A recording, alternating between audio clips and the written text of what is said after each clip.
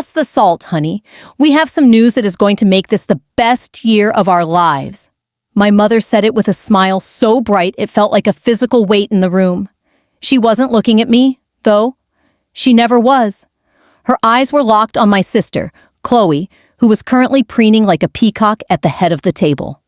I reached for the salt shaker, my fingers trembling slightly. I knew that look. It was the look my parents got whenever they had decided to give Chloe something that didn't belong to her.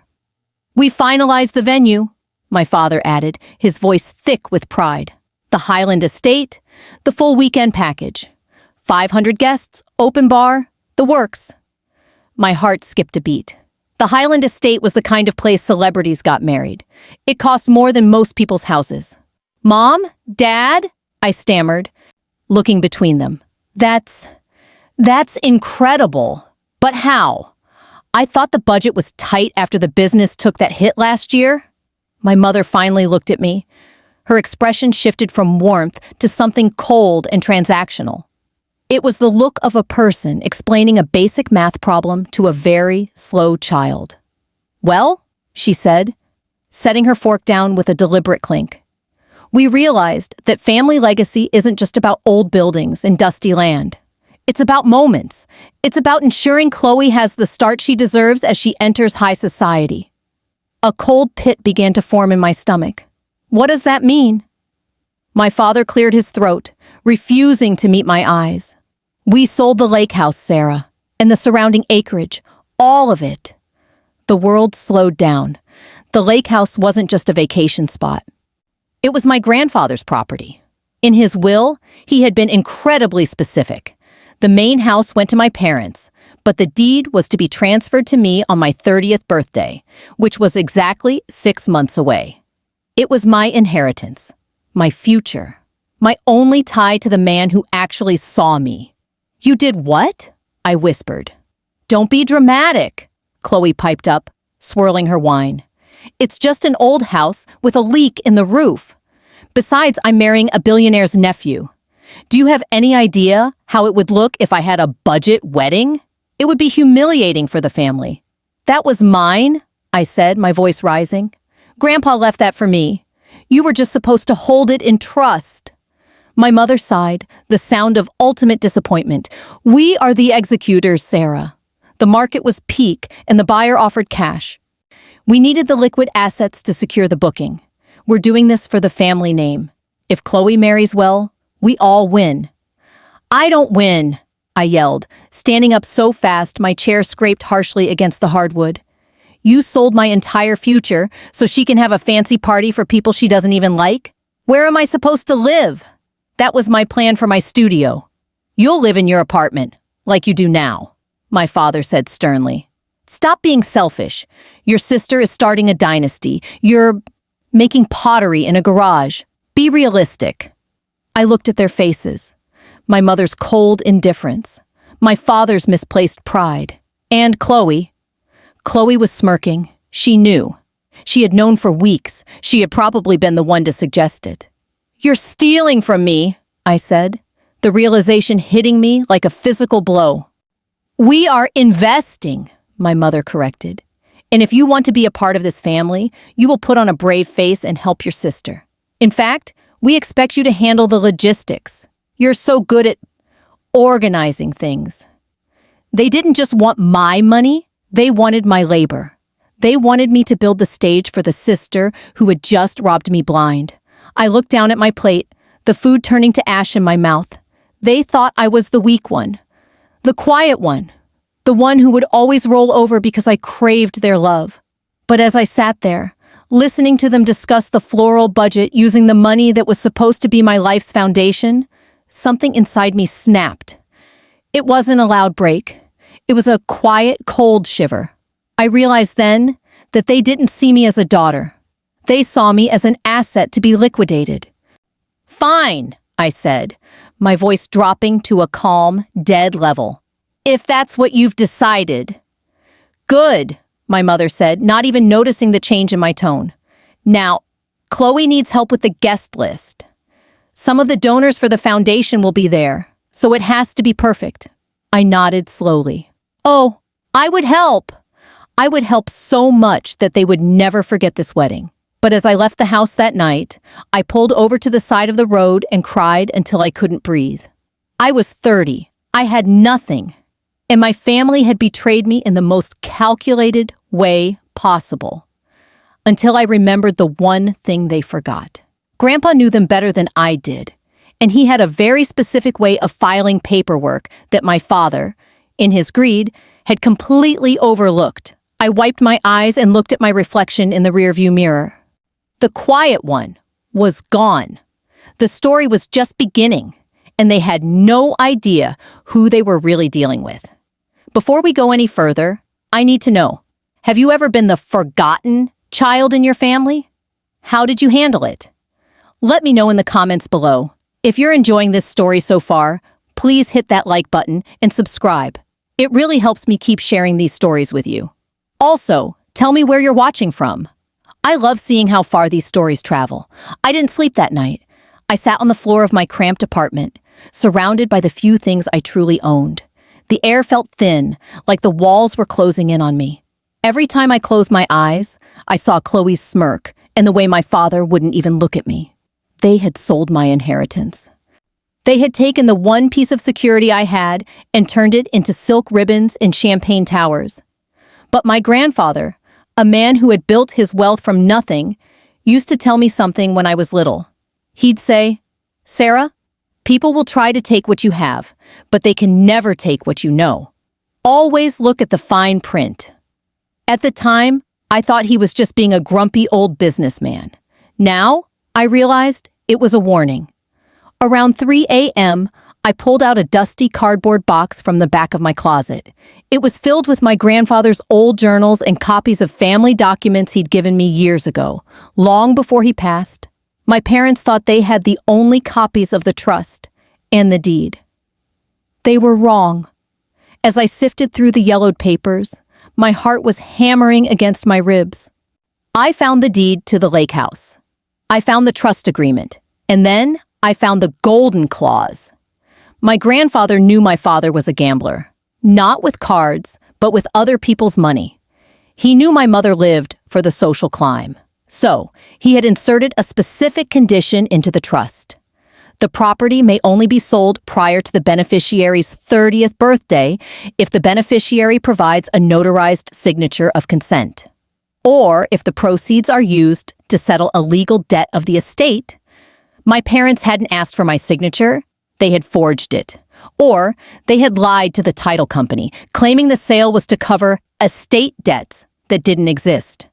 The betrayal felt like a cold blade in my chest. They didn't just overlook me, they committed a crime against me. They gambled that I was too weak, too sweet, and too desperate for their approval to ever check the paperwork. The next morning, my phone buzzed. It was a text from Chloe. "Hey, loser. Mom said you're helping with the seating chart today. Be at the house by 10, and don't wear that weird thrift store sweater. My future mother-in-law is coming over." I stared at the screen. Normally, that text would have made me cry. Today, it made me smile. It was a sharp, jagged smile. I went to the house. I wore the thrift store sweater anyway. When I walked in, the living room was a sea of white lace and expensive catering brochures. My mother was hovering over a woman dressed in a suit that probably cost more than my car. "Ah, Sarah," my mother said, her voice tight with performative warmth. "This is Mrs. Sterling. Mrs. Vanderbilt's personal assistant. We're discussing the floral arrangements." I checked my mental list. No forbidden names used, just the feeling of being an outsider in my own home. "Nice to meet you," I said, my voice eerily calm. Chloe came swept into the room, draped in a silk robe. "Sarah, finally, here's the list of names for the calligraphy. I need them done by Friday. And make sure the ink is midnight blue, not navy. There's a difference." I took the list. I looked at the names, hundreds of high society figures, business moguls, and local politicians. Chloe was aiming high. She wanted to be the queen of the city.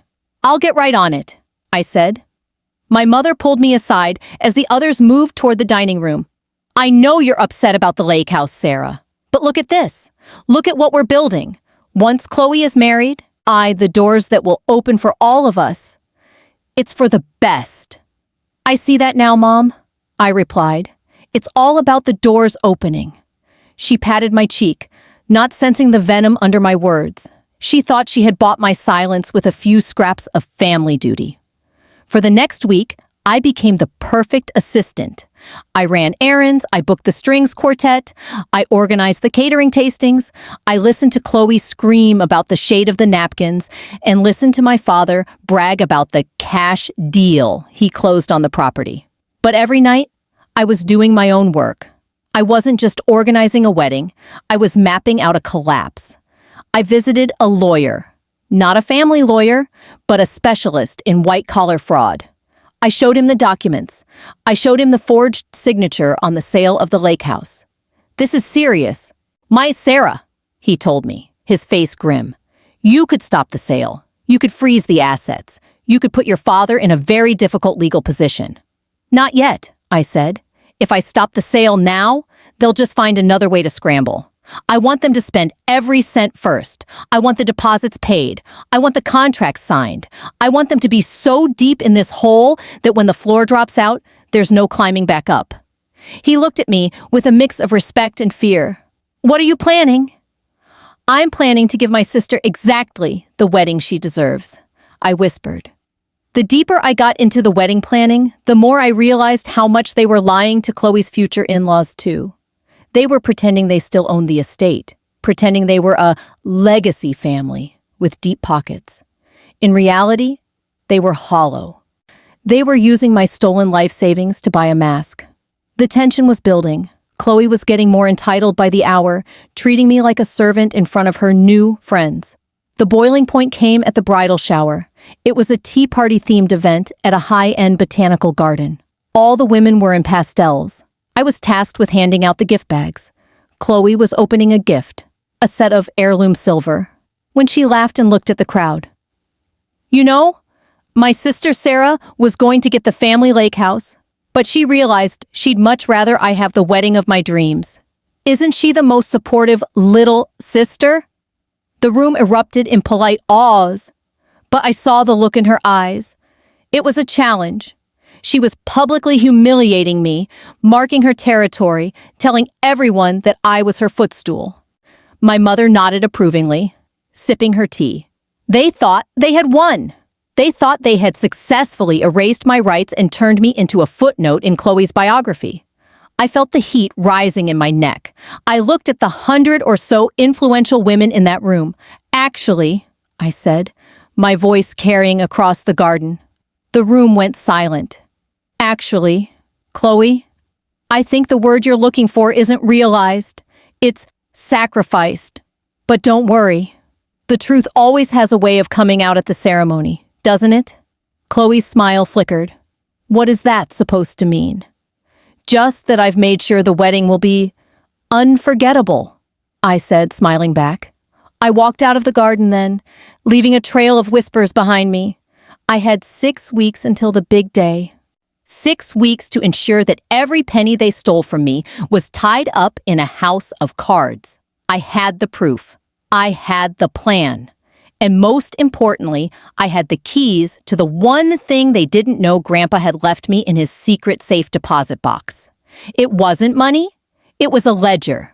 A ledger of every business deal my father had ever made, including the ones that weren't exactly legal. They wanted a show? I was going to give them a finale. For the next 3 weeks, I became a ghost in my own life. I moved through my parents' house like a shadow, taking notes, scanning documents, and listening.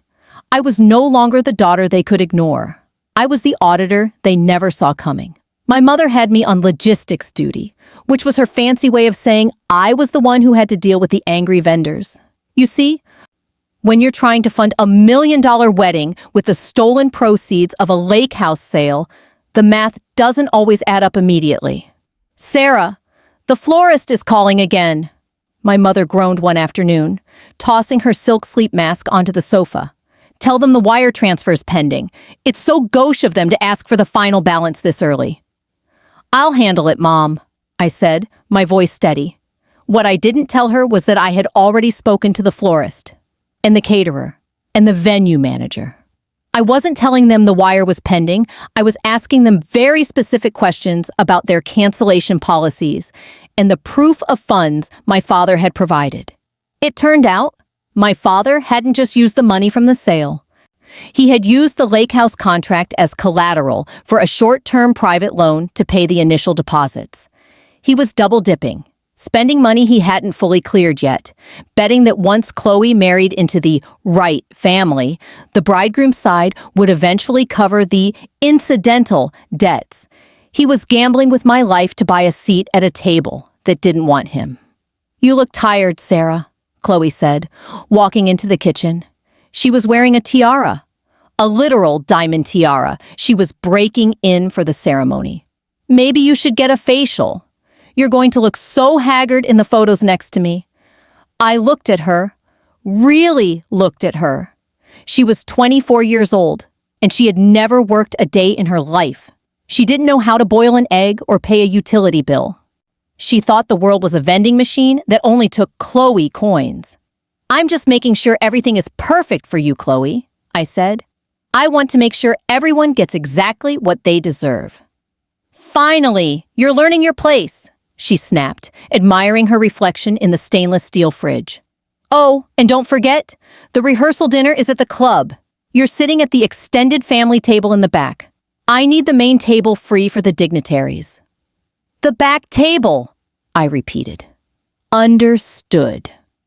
That night, I went to my studio, the garage I was losing because I could no longer afford the rent without the inheritance Grandpa promised. I sat at my pottery wheel, but I wasn't making bowls. I was looking at the ledger I'd found in Grandpa's safe deposit box. This ledger was a masterpiece of hidden history. My grandfather had been a meticulous man. He had kept records of every gift he had given my father to bail him out of failed business ventures. He had kept records of the time my father tried to embezzle from the family company 10 years ago. An incident my mother had begged Grandpa to keep quiet to save the family reputation. Grandpa had kept the peace for the sake of the family, but he had kept the receipts for the sake of justice. The most damning entry was from just 3 years ago. It was a signed admission from my father, acknowledging that he had borrowed a significant sum from my future trust and promising to repay it with interest or forfeit his own share of the remaining estate. My father had already spent my inheritance 3 years ago. The sale of the lake house wasn't just for the wedding. It was to cover the hole he'd already dug. He was selling my house to pay himself back for the money he'd already stolen from me. The level of depravity made my blood run cold. They weren't just favoring Chloe. They were predators. And I was the prey. I picked up my phone and called the lawyer. "I have the ledger," I said, "and I have the loan documents my father used for the wedding deposits. He's used the same asset, my lake house, to secure 3 different lines of credit." "Sarah, that's not just a civil matter anymore," the lawyer said. "That's bank fraud." "I know," I whispered. "How long does it take to file an injunction?" "We can have it ready in 48 hours. We can freeze every account associated with your father's name and the estate." "Good," I said, "but don't file it yet. I want the wedding invitations to go out first. I want the guests to RSVP. I want the caterers to buy the lobster. I want the flowers to be ordered from Holland." "You're playing a dangerous game," he warned. "They played with my life for 30 years, I replied. "I'm just playing with their Saturday night." The next week was the Golden Gala, a pre-wedding party thrown by Chloe's future in-laws. This was the first time our humble family was to meet the upper crust of society. My parents were frantic. My mother spent 6 hours in hair and makeup. My father kept practicing his old money laugh in the mirror. I was told to stay in the background and manage the gift registry. At the gala, I stood in the corner of a gilded ballroom, holding a clipboard. I watched as my father shook hands with men who owned shipping empires. I watched my mother lie through her teeth about our family estate in the mountains. Then I saw him, Chloe's fiancé. He seemed nice, boring, but nice. He clearly had no idea that his future in-laws were bankrupt frauds. Chloe was in the center of the room, draped in white silk, laughing loudly. She caught my eye and gestured for me to come over. "Sarah, come here," she commanded. I walked over. The obedient sister? "Tell them," Chloe said, her eyes glinting with malice. "Tell them how you cried when we sold the lake house because you were going to turn it into a pottery commune for your little friends." The group of wealthy socialites chuckled. "It was a studio, Chloe," I said quietly. "Whatever it was, it's a luxury spa now," she laughed, turning back to her friends. "She's so sentimental. It's a bit pathetic, really. But I suppose when you don't have much going for you, you cling to old buildings." One of the women looked at me with genuine pity. "It must be hard, seeing such a beautiful property go." "Oh, it's not gone yet," I said with a thin smile. "The title hasn't officially cleared. There are complications with the signature." My father, who had drifted over, stiffened. He grabbed my arm, his grip uncomfortably tight. "Sarah, why don't you go check on the champagne service? You're talking nonsense." He pulled me toward the hallway, his face turning a mottled purple. "What the hell do you think you're doing?" he hissed once we were out of earshot. "You do not mention the sale. You do not mention the paperwork. Do you understand me?" "Are you afraid, Dad?" I asked, looking him right in the eye. "Are you afraid that someone might actually look at the deed?" "I am the head of this family," he growled. "I did what was necessary to secure our future. You will shut your mouth, or you will be out in the street tonight. No apartment, no studio, nothing. I'll cut you off completely. You already did," I reminded him. "You sold the roof over my head for a wedding dress." "And I'd do it again," he snapped. "Chloe is the one who matters. She's the one who's going to carry this family into the next tier. You? You're just a reminder of why I struggled for 30 years. He let go of my arm and smoothed his tuxedo jacket. "Get back to work. And smile. It's a celebration." I watched him walk back into the ballroom. He thought he had intimidated me. He thought he had reminded me of my place. He didn't realize that when you take everything away from someone, you also take away their fear. I reached into my bag and pulled out my phone. I sent a single text to my lawyer. "File the injunction. Now." The countdown had begun. The flowers were ordered. The guests were coming. And the bank accounts. They were about to turn to ice. The day after I gave the order to my lawyer, the atmosphere in our house shifted. It started with a phone call. I was in the kitchen making tea when I heard my father's voice from his home office. It wasn't his usual booming, confident tone. It was a panicked, low-frequency vibration that rattled the walls. "What do you mean? Administrative hold," he shouted. "It's a domestic wire. There shouldn't be a hold." I sat at the kitchen table, taking a slow sip of my tea. The heat felt good against my throat. I knew exactly what he was hearing. The injunction had hit. Every account linked to my grandfather's estate, and by extension, my father's personal accounts that had been commingling those funds, was now under a legal freeze. My mother came fluttering into the kitchen, her face pale. "Sarah, have you seen your father's blood pressure medication? He's having a fit about the bank. Some silly mistake with the computers." "I haven't seen it, Mom," I said calmly. "Maybe he should just take a deep breath. I'm sure it's just paperwork." "It's more than paperwork," Chloe screamed, charging into the room. She was holding her phone like a weapon. "The bridal boutique just called. My final fitting is in 2 hours, and they said my card was declined." My card! Do you have any idea how embarrassing that is? I told them it was a mistake, but they wouldn't even let me take the veil home. "I'm sure it's just a glitch, Chloe," I said, not looking up from my tea. "Fix it," she barked at my mother. "I don't care how. Just fix it. If I don't have that dress by tonight, I'm going to lose my mind." My father burst out of the office, his tie undone, and his face a terrifying shade of crimson. "The bank says there's a legal challenge," he wheezed, looking at my mother. "They mentioned the lake house sale. They mentioned an injunction.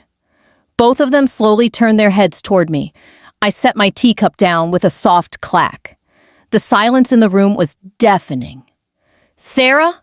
my mother whispered, her eyes wide with a sudden, dawning horror. What did you do?" "I didn't do anything but follow Grandpa's instructions," I said. "I looked at the fine print. You sold property that didn't belong to you using a signature that wasn't mine. I simply pointed that out to the authorities." My father moved toward me, his hand raised as if he wanted to strike me, but he stopped.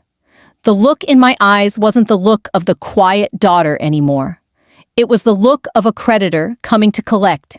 "You've ruined us," he hissed. "The invitations are out. The deposits are non-refundable. If we don't clear this today, the vendors will pull out by the weekend. We'll be the laughingstock of the entire state." "I think the word you're looking for is accountable, Dad," I replied. "You stole my future. Did you think I would just say, thank you?" "You're a selfish, jealous brat," Chloe screamed, throwing her phone at the wall. It shattered, but I didn't blink.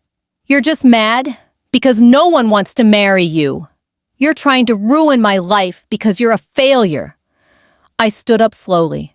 I was shorter than her, but in that moment, I felt like I was looking down on her from a great height.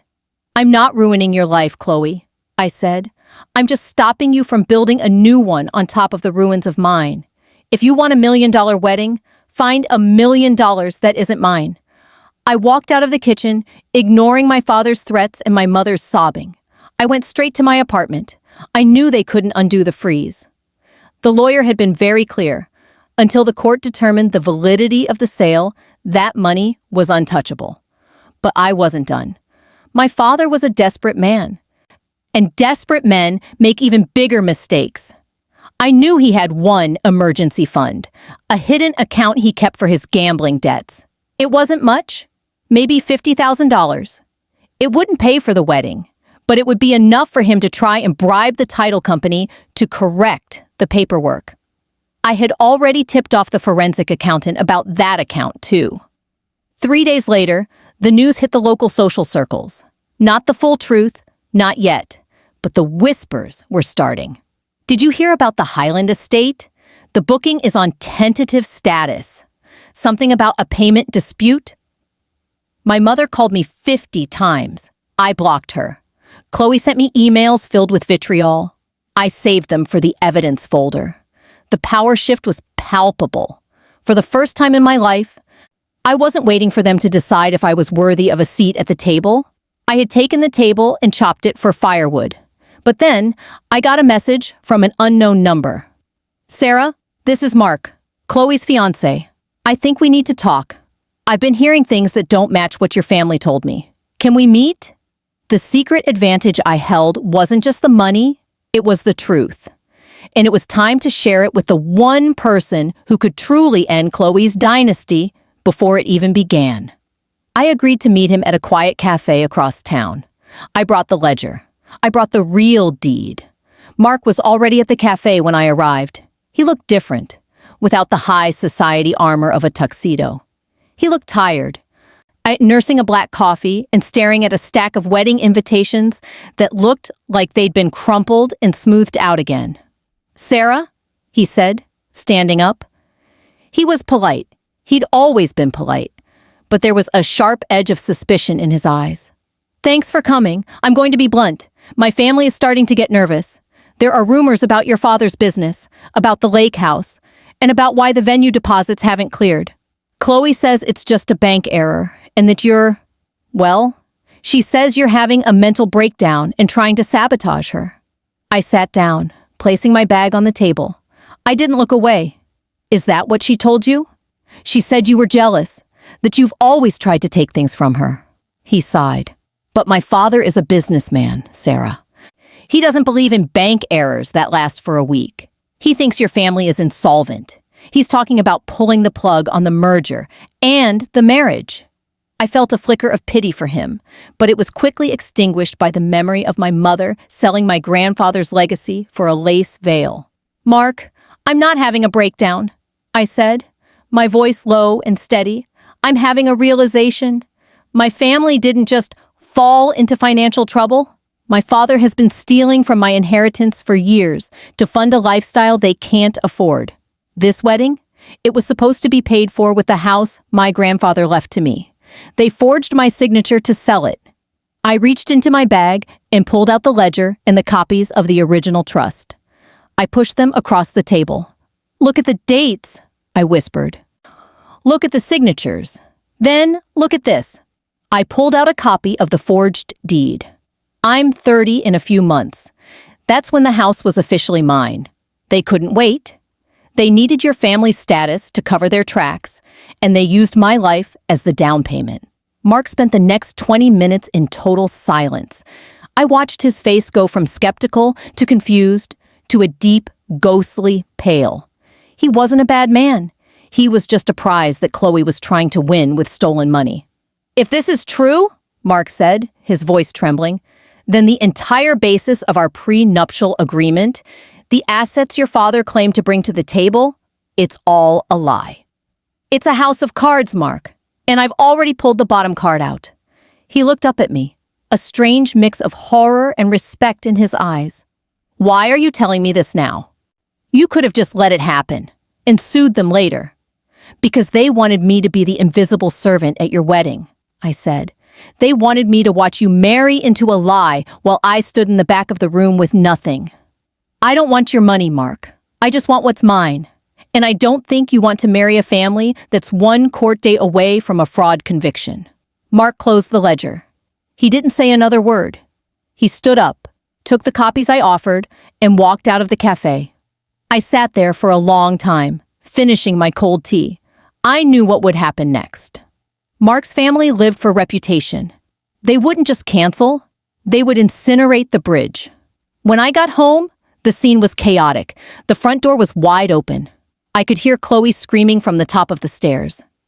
"He's not picking up! Mom! He's not picking up!"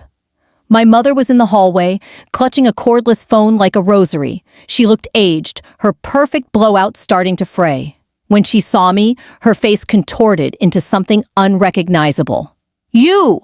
she shrieked. "Mark's father just called. He said the engagement is under evaluation." Evaluation! Do you know what you've done? You've destroyed your sister's only chance at happiness. "No," I said, stepping into the house and closing the door firmly behind me. "I destroyed her chance at a heist. There's a difference." My father emerged from his office, looking like a man who had seen a ghost. He didn't yell this time. He looked defeated, but his eyes were still searching for a way to twist the narrative. "Sarah, let's talk," he said, his voice cracking. "We can settle this. I'll give you a note. A promissory note for the value of the lake house, plus interest. Just call your lawyer. Tell them it was a misunderstanding. If the wedding goes through, we'll have the capital to pay you back in a year." "With what capital, Dad?" I asked. "Mark's family isn't going to give you a dime now. They know. I told him everything." The silence that followed was heavy. It was the sound of a family finally hitting the bottom of the pit they had dug for themselves. "You told him?" Chloe whispered from the stairs. She began to descend, her face a mask of pure, unadulterated rage. "You told him our business? You pathetic, bitter little worm. I will make sure you never work in this town again. I will tell everyone you're a thief and a liar." "Go ahead," I said, unfazed. "But you might want to save your breath. The Highland estate just sent out a mass email. Since the final balance wasn't paid by the 5 p.m. deadline today, the date has been released to the next person on the waiting list." My mother let out a strangled cry and collapsed onto the settee. "The wedding is over, Chloe," I said. "The money is frozen. The house is back in the estate's name. And tomorrow, I'm filing the official police report for the forgery." "You wouldn't," my father gasped. "I'm your father." "And I was your daughter," I replied. "But you traded that for a ballroom and a bottle of expensive scotch." I turned to leave, but I stopped at the door. I looked back at the three of them, the people who had spent my entire life making me feel small, making me feel like I was just a supporting character in Chloe's grand play. "I'm moving the rest of my things out tonight," I said. "And by the way, Chloe, that tiara you were breaking in, The jeweler called. Since the check bounced, they're sending a courier to pick it up in an hour. You might want to have it ready. I walked out into the cool night air. For the first time in 30 years, I didn't feel the weight of their expectations. I felt light. I felt powerful. But the real payoff wasn't just stopping the wedding. It was the secret I was still holding on to. The one piece of information that would ensure they could never, ever come after me again. The days following the collapse of the wedding were strangely quiet. The frantic energy that had fueled my parents for months had vanished, replaced by a heavy, suffocating tension. I spent my time in my apartment, packing. I wasn't just leaving my garage studio. I was preparing to leave the city entirely. My father tried one last play. He showed up at my door 2 days later, not with threats, but with tears. It was his most practiced performance. "Sarah, please," he said, standing in the hallway of my building. He looked smaller, his expensive suit wrinkled. "The bank is calling in the lines of credit. Without the lake house as collateral, they're threatening to seize the main house. Your mother, she can't lose her home. Just sign a waiver." One paper saying the signature was a misunderstanding. "I'll make it up to you. I swear." I looked at him through the narrow gap of the door. I realized then that he wasn't crying because he felt guilty. He was crying because he had finally run out of people to rob. "I already signed the only paper that matters, Dad," I said. The statement to the district attorney's office. His face transformed instantly. The tears dried up, replaced by a cold, sharp sneer. "You're a monster. After everything we gave you, the education, the clothes on your back, you'd put your own father in jail? You put yourself there the moment you picked up the pen to forge my name," I replied. "And as for what you gave me? You gave me Chloe's hand-me-downs and a seat at the kids' table until I was 29. You didn't raise a daughter. You raised a backup plan. I'm just opting out." I closed the door on him. It was the most satisfying sound I had ever heard. But as I turned back to my packing, I looked at the ledger one more time. I had told Mark the truth about the wedding funds, but I hadn't told anyone about the second half of the book. My grandfather hadn't just tracked my father's debts. He had tracked the sources of the investments my father had made in the early 2000s. There were names in here, powerful, local names, linked to a series of land developments that had accidentally displaced low-income families through illegal zoning changes. My father hadn't just been a gambler. He had been a bagman for some very dirty people. This was the secret advantage. This was the insurance policy. If I released this, it wouldn't just be my father going down. It would be half the city council and the very people my mother spent her life trying to impress. I received a call from Chloe that evening. Her voice was uncharacteristically calm, which was how I knew she was truly dangerous.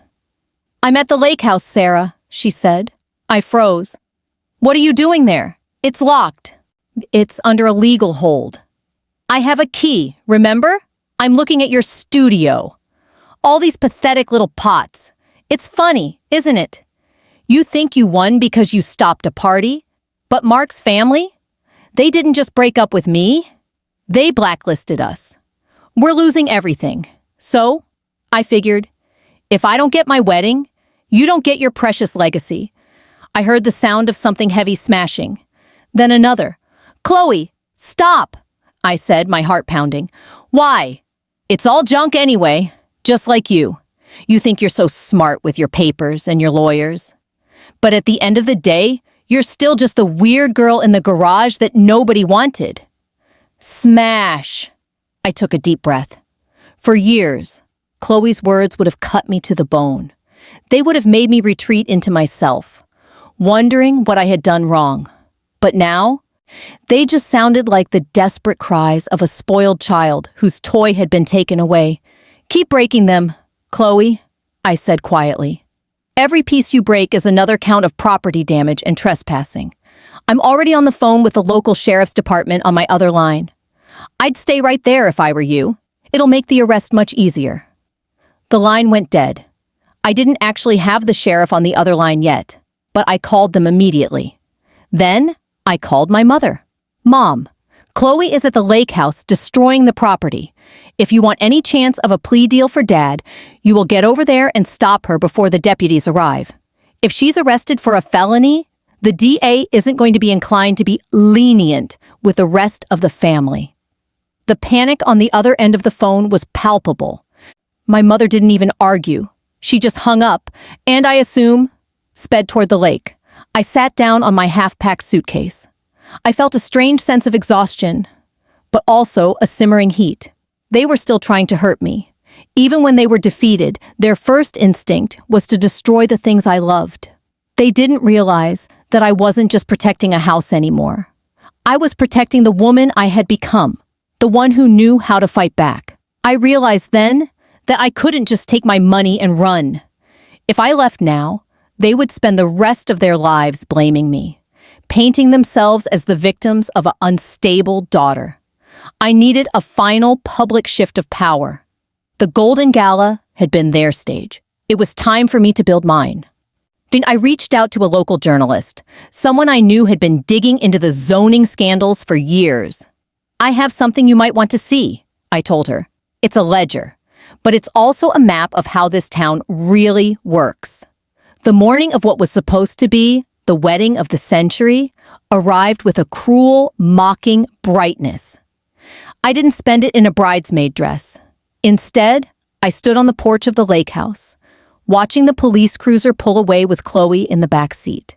She hadn't just smashed my pottery, she had tried to set fire to the curtains.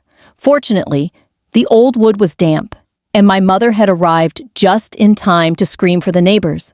My mother was sitting on the grass, her designer heels ruined by the mud, weeping into her hands. Not for me, not for the house. She was weeping for the optics. "You finished it," she whispered as I walked down the steps. "The town is talking. The newspapers are calling. Your father is being invited for an informal chat at the station." "Are you happy now, Sarah? You've burned the whole family down." I looked at the house that was now officially, legally mine again. The injunction had been upheld, and the fraudulent sale had been voided. "I didn't start the fire, Mom," I said, looking at the charred hem of the living room curtains. "I just stopped trying to put it out for you." But the real power shift was happening elsewhere. While my father was being questioned about the clerical errors in his banking, I was meeting with the journalist, a sharp woman named Sarah, ironically enough, who had spent a decade trying to pierce the veil of the city's elite. I handed her the second half of the ledger. "This," I told her, "is the list of everyone who paid my father to look the other way. Every donation made to the foundation that ended up in a private offshore account. Every favor traded for a zoning permit." She flipped through the pages, her eyes widening. "Sarah, do you realize what this is? This isn't just a family dispute. This is the end of an era for this city. If I publish this, your father won't just lose his reputation. He'll lose his freedom. And so will a lot of people he considers friends." "I know," I said, "but he used my name to hide these things. He used my trust to wash the money. I'm not going to be his silent partner anymore." That afternoon, I did something the old Sarah would never have dreamed of. I went to the Highland Estate, the venue that had been released. I knew the manager was desperate to fill the slot, even on short notice. "I'm not here to book a wedding," I told him, sliding a cashier's check across the desk, a small loan I'd taken against the now secured equity of the lake house. "I'm here to host an auction." I spent the next 48 hours working with a high-end liquidator. We went to my parents' house, the house I grew up in, which was now being seized to pay back the lines of credit my father had defaulted on. Under the supervision of the court-appointed receiver, we tagged everything. The silver Chloe had bragged about, the velvet chairs, the paintings my mother used to show off to the Vanderbilt assistants. Every piece of furniture bought with stolen interest and forged signatures was moved to the Highland Estate ballroom. I sent out one final round of invitations.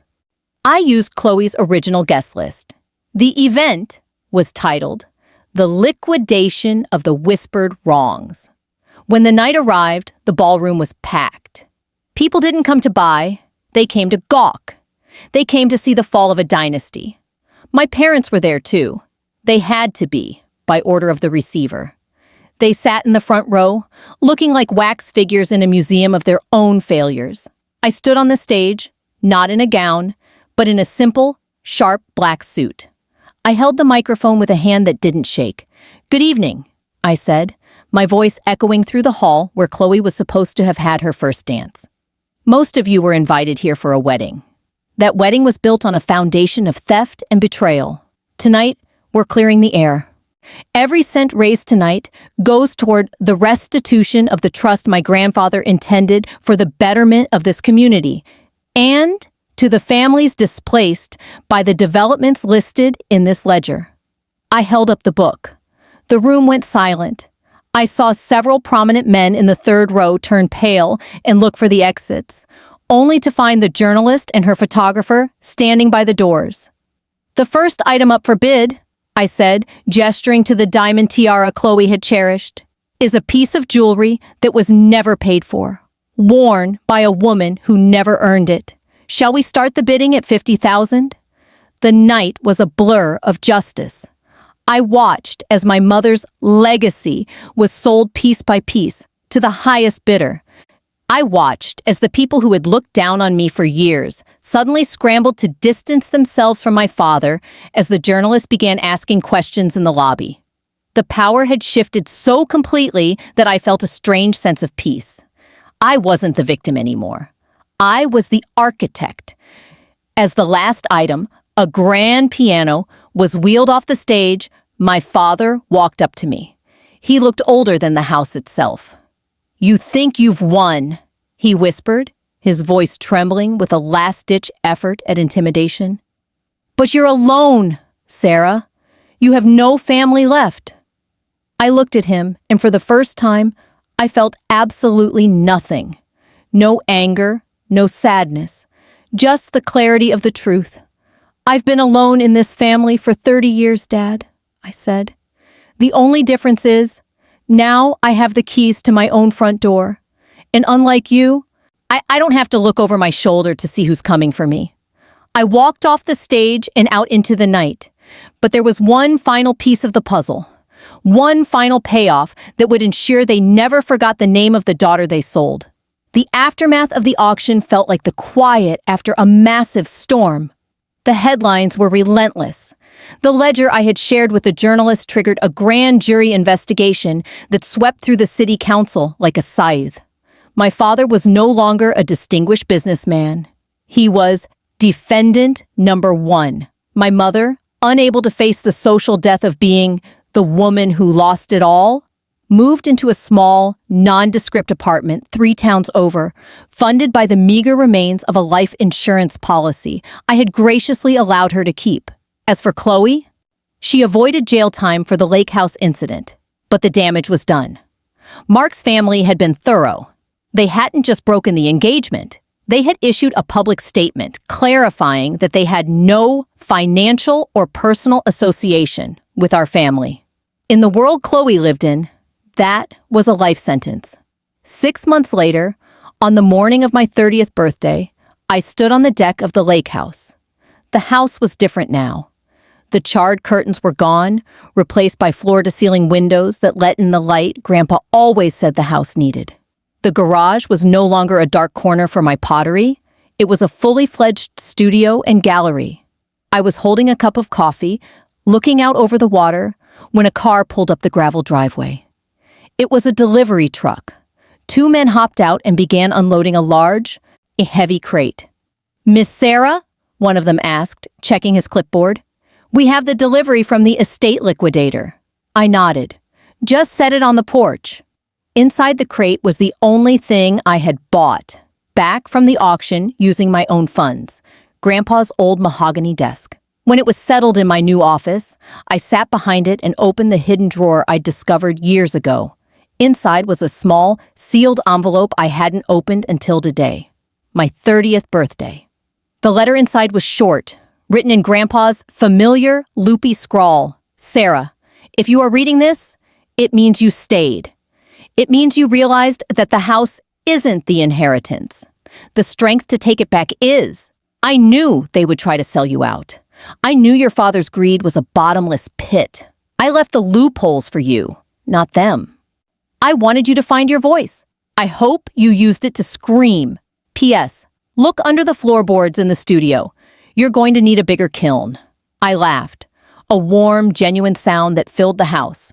Under the floorboards, I found the final piece of his legacy, a series of gold coins he had stashed away decades ago, enough to fund my studio and a scholarship for other artists for the next 20 years. He had known. He had always known. That afternoon, I held an opening for my gallery. It wasn't a high society event. I invited the neighbors, the local artists, and even Mark, who had sent me a kind note of apology months ago. He came, looking humbler, and bought 3 of my pieces.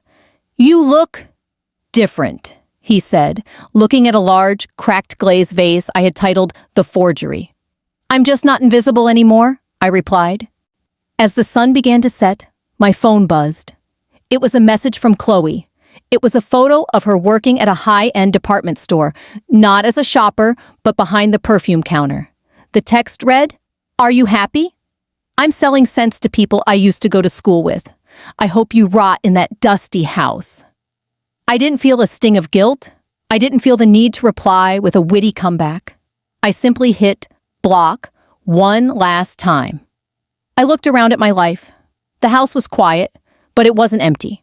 It was filled with the smell of wet clay, the sound of the lake, and the absolute shimmering weight of my own freedom.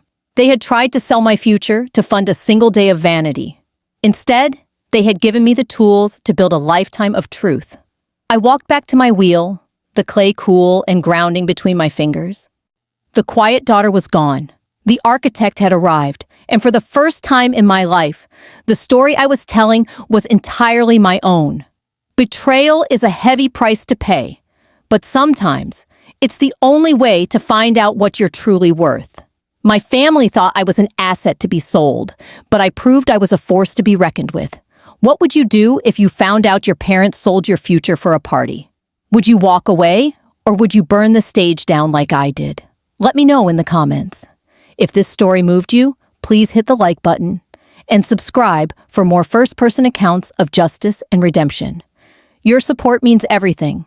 For another story about a woman who took her power back, click the video on the screen now. You won't want to miss what happens when a forgotten wife finds her husband's secret ledger. Thanks for listening. See you in the next one.